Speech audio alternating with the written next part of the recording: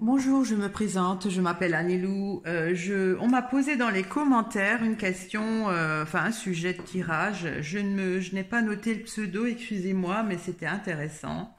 C'est un peu un tirage, comme j'appelle Space, hein, ça sort un peu donc de l'actualité. On m'a posé la question de savoir si le futur est modifiable ou si notre destin est déjà inscrit.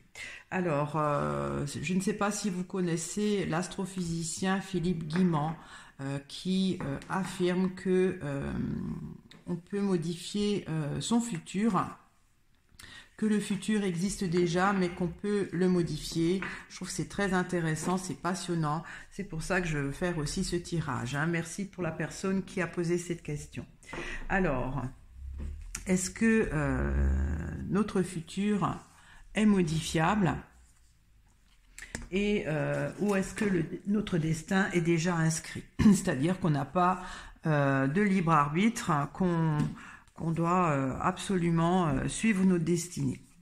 Alors, on va voir ce que les cartes peuvent m'indiquer, hein. Donc, est-ce que notre futur est modifiable? Alors, il y a le printemps. Alors, ça, c'est une saison avec les anneaux. Alors, il y a une alliance dès le départ, je dirais, le départ de notre vie, hein, parce que le printemps, c'est le début de notre vie. C'est comme s'il y a une alliance à notre naissance. Alors, il y a le Père, hein. Le Père, c'est le Père créateur avec le pendule. C'est comme si le Père créateur nous a déjà dessiné ce qui est le mieux pour nous. C'est ce que je pense. Alors, il y a le pigeonnier. Le pigeonnier, ça pourrait être... quand je fais des tirages sur l'âme ou la conscience, c'est comme un peu nous. C'est nous, quelque part, c'est notre corps. Il y a le chat. Alors, cette carte sort souvent quand je fais des tirages comme ça. C'est un peu enfin, c'est un peu malhonnête. Bon, je ne sais pas trop encore, je vais voir, hein. Il y a les empreintes. Alors, c'est quelque chose qui est tracé. Regardez, hein, quand on regarde le dessin de cette carte, c'est comme si ça c'est notre destin qui est tracé. Donc, dès le départ, il doit y avoir quand même un destin qui est tracé, qui est le mieux pour nous. Et ça, c'est donc le Père créateur qui l'a fait. Enfin, bon, ça dépend, je ne sais pas comment le nommer, hein, voilà. Et il y a le bourgeon. Mais il y a possibilité d'un renouveau. Ça donne de l'espoir. Alors, est-ce que le futur est modifiable ou est-ce que notre destin est déjà inscrit? Je dirais qu'à la naissance, il y a comme un partenariat qui se fait. Notre destin est déjà tracé par notre Père créateur ou Dieu, c'est difficile de donner un nom, qui pense que c'est le mieux pour nous, pour notre évolution. Mais il y a un côté déloyal. Alors le pigeonnier, ça pourrait nous représenter en tant qu'être humain, notre structure, hein. Donc notre destin est tracé à l'avance, mais regardez, c'est quand même très encourageant. On peut le changer quand même, faire un autre, hein. Alors, je vais éclaircir le Père, le pendule, je trouve que ça me parle bien. Je vais éclaircir le chat, parce que ça, c'est une carte un peu négative. Il y a la Vierge. La Vierge, c'est un intermédiaire. C'est aussi de l'ordre du céleste, hein, vous voyez, avec le Père. Alors ça, il y a quelque chose qui est déloyal en nous. Alors je vais éclaircir le pigeonnier pour voir si c'est vraiment nous. Il y a le feu. Le feu, c'est violent, ça se consume aussi. C'est peut-être ce qui nous habite, hein, je sais pas. Je vais encore éclaircir le feu. Il y a l'été. L'été, c'est le milieu de notre vie.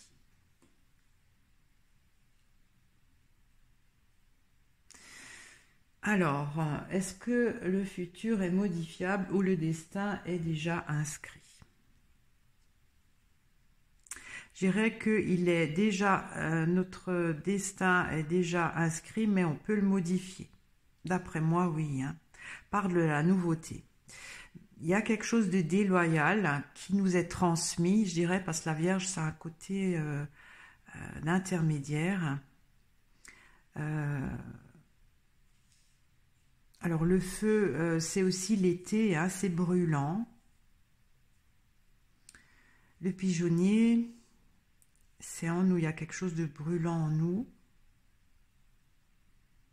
Je vais encore éclaircir la Vierge. Il y a la gargouille.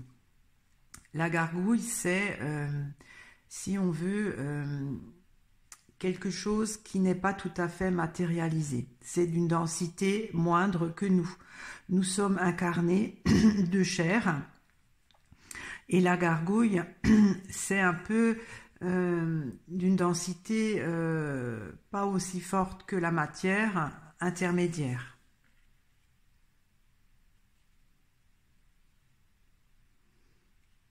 Ouais, je sais pas trop. Alors, je vais éclaircir les empreintes. Pour moi, ça, c'est le destin qui est tracé. Alors, il y a la ruine. La ruine, c'est... ça peut se modifier. Parce que si je considère que la bâtisse, avant qu'elle soit ruine, était entière, c'était notre destin. Mais le destin, le destin peut se modifier. Il peut se modifier parce qu'il y a des briques qui tombent. C'est-à-dire que le destin n'est pas figé. Donc le futur est modifiable. Si je considère que le bourgeon, c'est le futur. Alors, je vais éclaircir le bourgeon. Il y a les allées. C'est une décision à prendre, en fait. Alors, je vais encore éclaircir les allées. Comment est-ce qu'on peut prendre cette décision? Il y a l'ouverture. L'ouverture, c'est une nouvelle opportunité. Alors, est-ce que le futur est modifiable ou est-ce que le destin est déjà inscrit? Je dirais qu'à la base, je ne sais pas si le Père créateur, hein, voilà, l'a déjà conçu parce qu'il pense que c'est le mieux pour notre évolution. Le destin, c'est ça, hein, c'est donc déjà le destin qui est tracé dans la neige, mais il peut, ce destin, pas complètement changer parce que les bases resteront. Quand une ruine s'écroule, il reste toujours les bases, mais il peut se modifier avec un renouveau.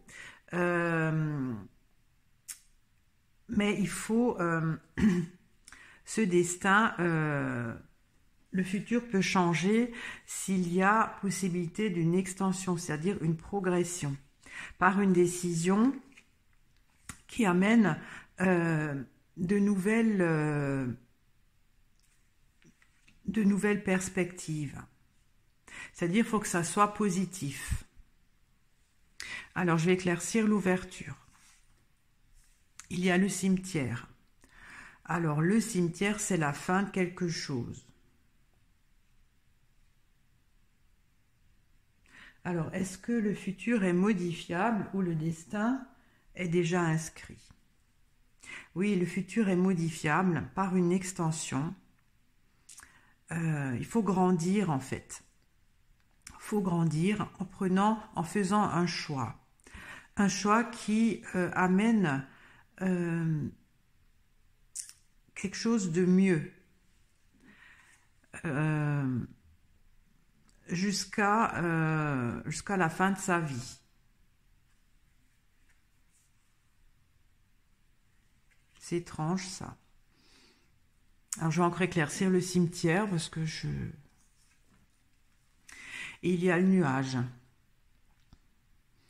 Le nuage, ça cache le soleil, hein. C'est en fait l'ouverture, là, on voit plus trop la lumière. Il y a quelque chose de lumineux, là.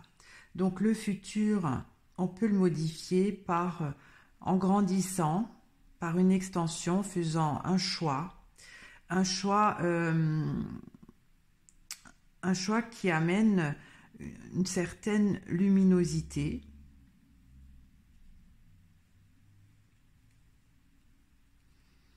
Jusqu'à la fin de notre vie.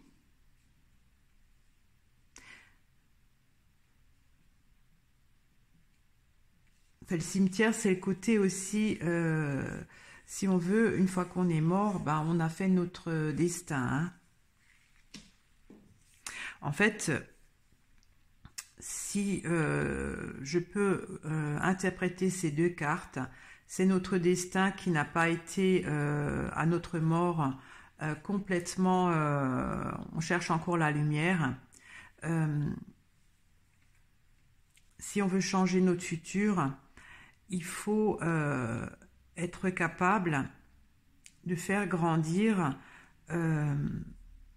notre arbre, si on veut, notre arbre de vie, en prenant la bonne décision. Mais la bonne décision, il faut qu'elle soit lumineuse pour apporter quelque chose. Parce que sinon, on n'y arrivera pas.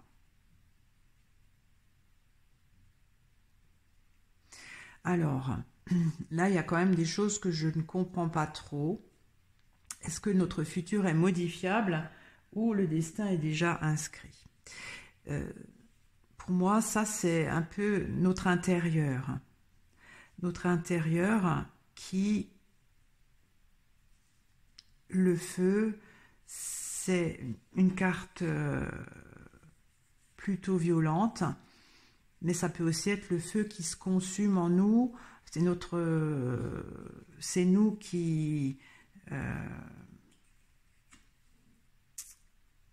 mûrissons, qui grandissons. Il y a donc un côté déloyal par un intermédiaire qui est d'une autre densité. Alors, ça devient un peu compliqué. Je vais éclaircir la gargouille. Il y a le ruisseau. Le ruisseau, c'est tout doucement. Je comprends toujours pas le sens propre du chat quand je fais de ce genre de tirage. C'est plutôt une carte négative et ça jure avec voilà le thème du tirage. Peut-être qu'on doit faire une certaine, on doit avoir une certaine loyauté pour changer son futur. J'avoue, je ne comprends pas trop là. Alors, il y a quand même une alliance dès notre départ. Alors, j'aimerais bien savoir c'est quoi cette alliance. Alors, je vais éclaircir les anneaux. Il y a la clé. C'est une solution. Bon, ça ne me dit pas plus. En fait, le futur peut se modifier, mais c'est comme s'il faut s'allier au début de notre vie avec quelqu'un. Alors, je vais éclaircir la clé encore. Et il y a le champ pour se développer. D'accord. Alors, je vais éclaircir au milieu, là, parce que ça m'intrigue. Là, j'ai bien compris, mais ça m'intrigue. Je ne sais pas trop ce que c'est. Je vais prendre une carte et je vais la mettre au milieu. Il y a une invitation. Il y a une invitation pour changer le futur. peut-être de pas brûler la chandelle par les deux bouts, parce que le feu, c'est on consume, c'est comme si on consume notre énergie, notre capital énergie de la naissance. Et il y a une invitation à ne plus être peut-être déloyal.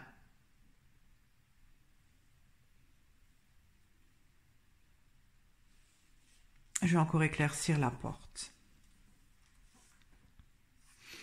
Il y a la crue, c'est un débordement. Alors, la crue, c'est de l'eau aussi, c'est de l'émotion.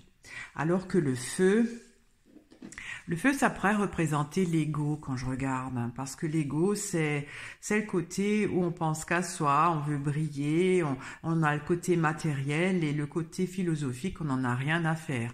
On veut être meilleur que les autres, on veut avoir la meilleure voiture, on pense qu'à soi. On écrase les autres pour briller, c'est ça. Je pense que le feu, c'est l'ego qui est en nous, hein, qui est peut-être à mûrir, c'est-à-dire à ne plus être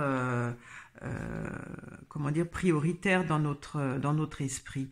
Et il y a une invitation à avoir de l'émotion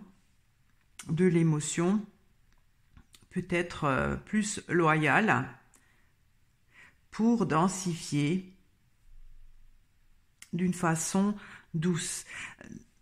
Pour moi, quand je vois ce tirage, c'est comme si quand on a déjà notre destin de tracé. Et je crois que le destin a une densité. Et si on veut changer notre destin, c'est possible, hein, il faut changer de densité.